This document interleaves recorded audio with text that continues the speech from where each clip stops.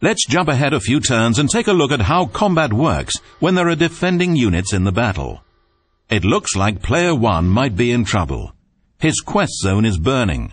His kingdom has already taken 7 hit points worth of damage.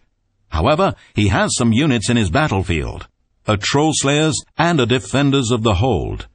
Note that Player 1 also has 2 developments in his battlefield.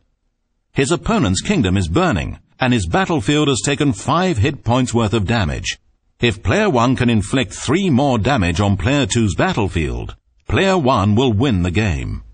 Player 2 has Squig Herders and a Black Orc squad in his battlefield, a Lobber crew in his kingdom, and Night Goblins and 2 developments in his quest zone. Player 1's turn begins with his kingdom phase. He resets his unspent resources, then counts 6 power in his kingdom, where he has a mountain brigade and a contested village. Player 1 takes 6 resources and adds them to his pool.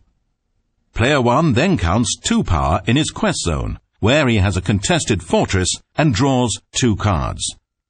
During his capital phase, Player 1 spends 3 resources and plays Durgnar the Bold into his battlefield.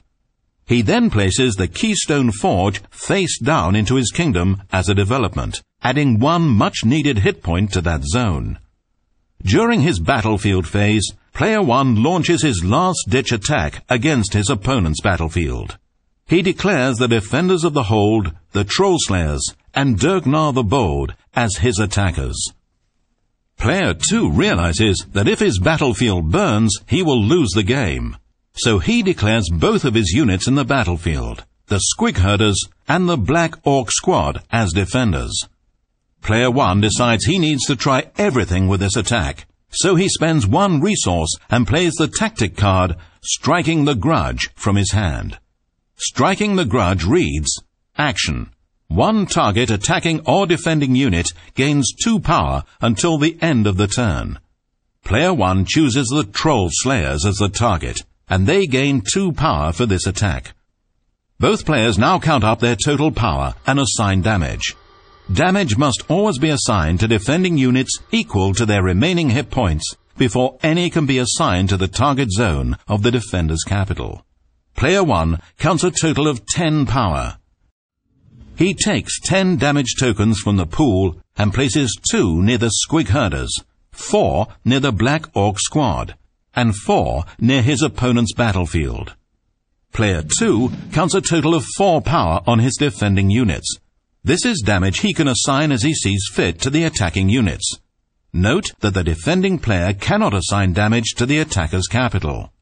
Player 2 takes 4 damage tokens from the pool and places 2 near the Troll Slayers and 2 near Durgnar the Bold. Both players have a final opportunity to take actions, and neither player has any actions to play, so all combat damage is now applied simultaneously. Durgnar was assigned 2 damage, and he has 2 hit points, so he is destroyed.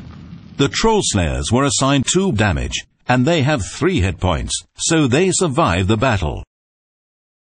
The Black Orc squad and the Squig Herders were both assigned damage equal to their hit points, so they are destroyed.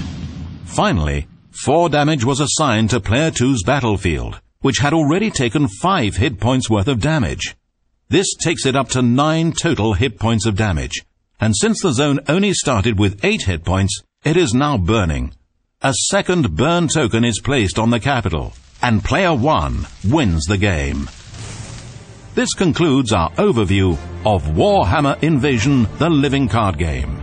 For more information on updates, rules clarifications, community message boards, and organized play, visit www.fantasyflightgames.com.